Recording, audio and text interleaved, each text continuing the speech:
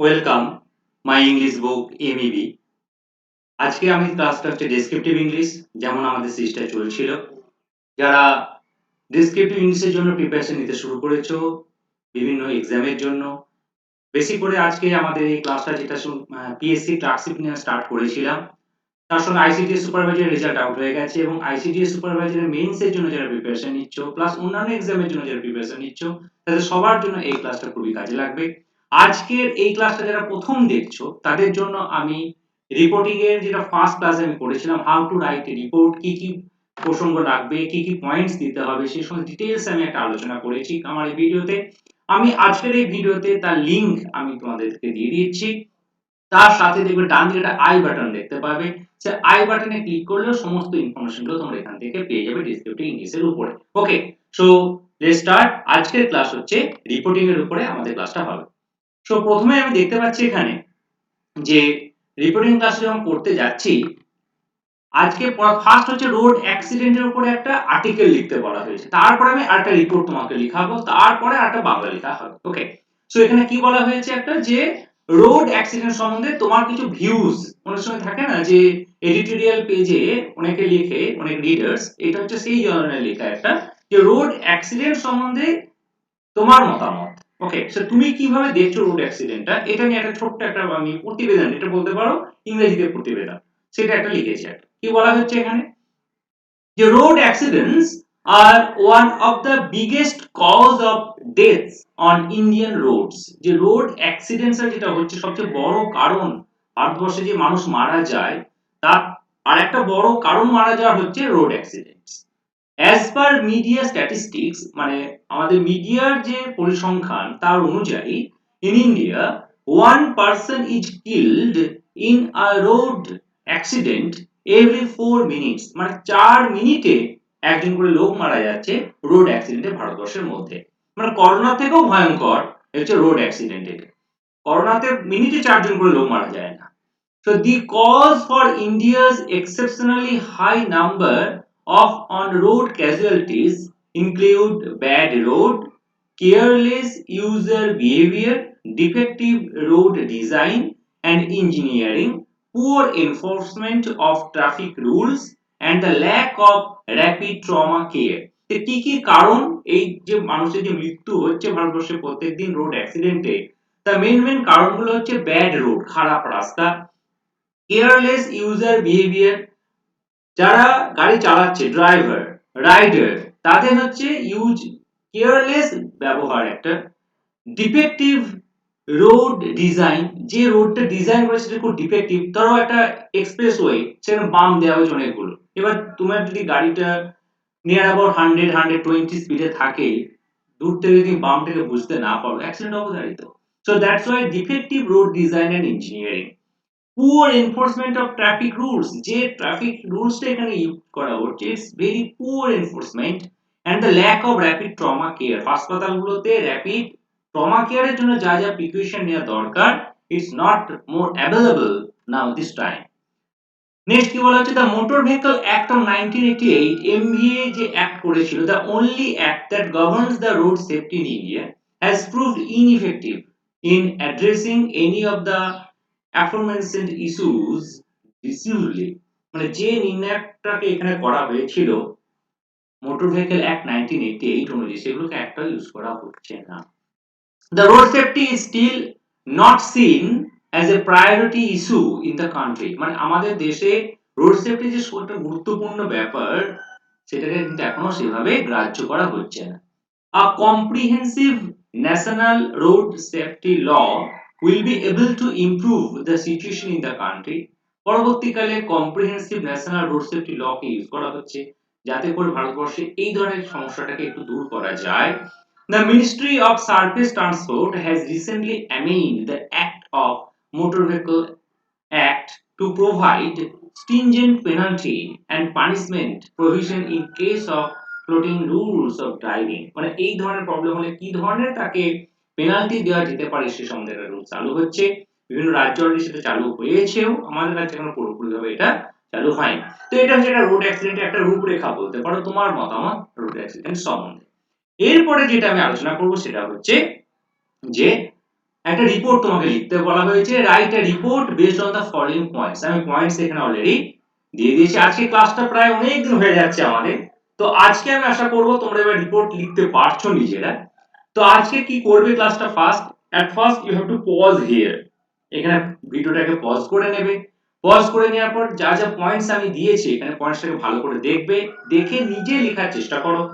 নিজে লিখে নেওয়ার পরে তারপরে ভিডিওটাকে আবার প্লে করো, আমি এবার কি উত্তর দিয়েছি সেটার সঙ্গে মিলিয়ে নেবে। ওকে, সো কি বলা হয়েছে পয়েন্টস এখানে, যে Hyderabad 4 September, Friday 5 friends died, car dashed into a roadside HMWSSB pipeline near Chinthapalli Mandal in Nalgonda district of Telangana while going to Nagarjuna Sagar at 6:30 am. Name of the victims কাদেরকে নাম দেওয়া হয়েছে, S Nagendra, Bhaskar, B Bharat, Srinu and Srikant Reddy died on the spot.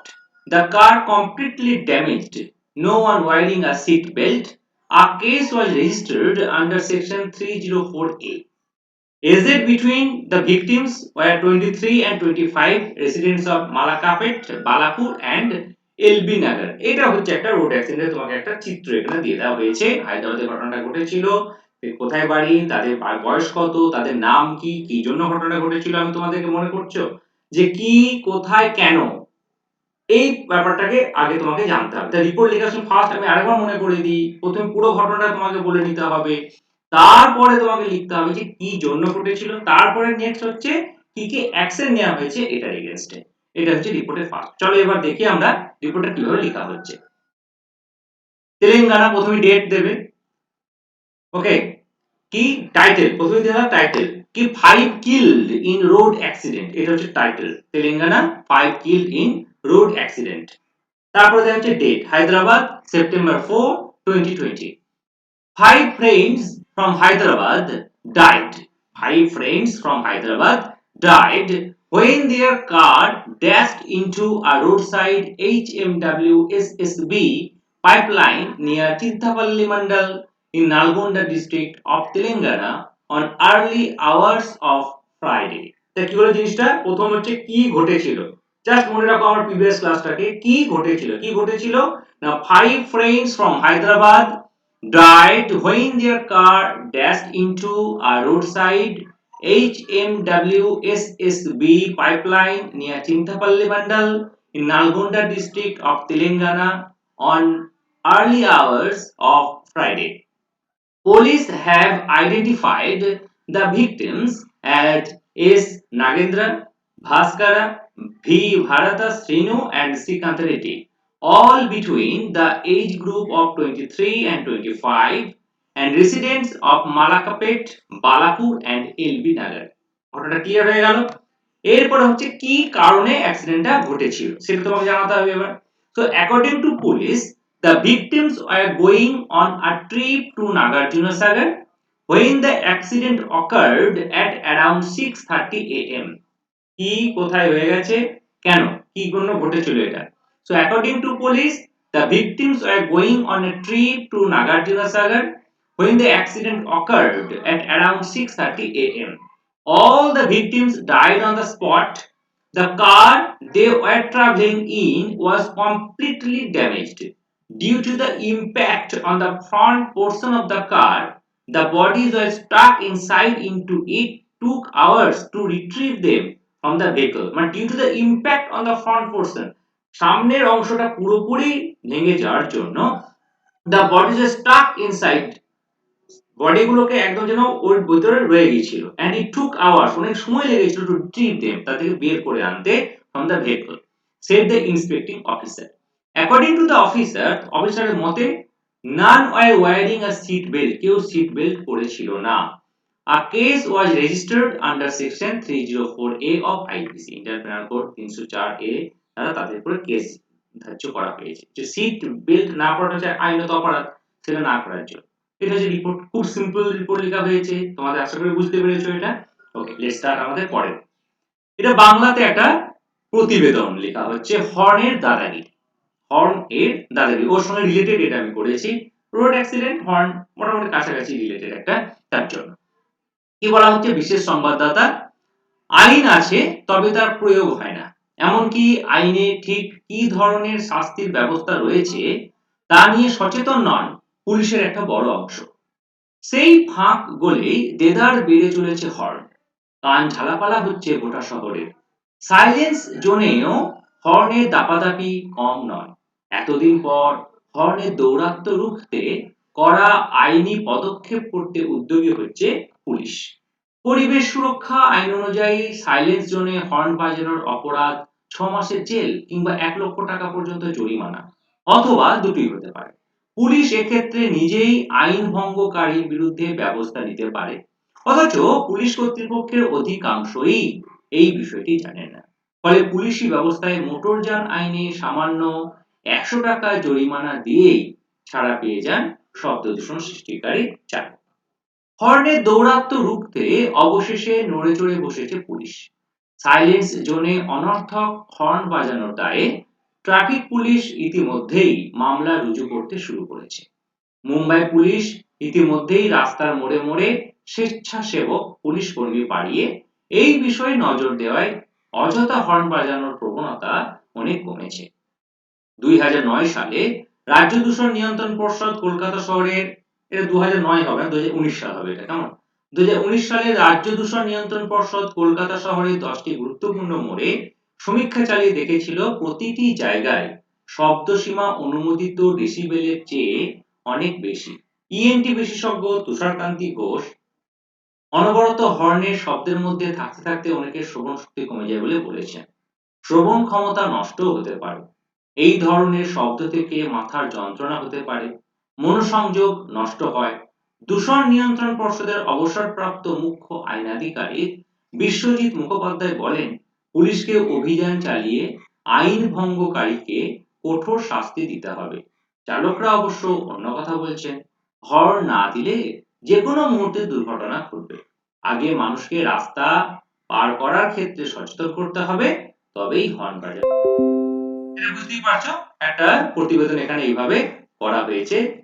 তো আজকের ক্লাসটা এখানেই শেষ হচ্ছে আমাদের, যেখানে পুরোপুরি রিপোর্টিং এর উপর ক্লাসটা আমরা করেছি। যারা এখনো পর্যন্ত আমার এই চ্যানেলটিকে সাবস্ক্রাইব করনি, অতি অবশ্যই সাবস্ক্রাইব করে নাও। তার সাথে সাথে বেল আইকনটিকে প্রেস করে রাখো, যাতে করে সমস্ত নোটিফিকেশন তোমাদের কাছে চলে আসতে পারে। Okay, so thank you very much for watching this channel.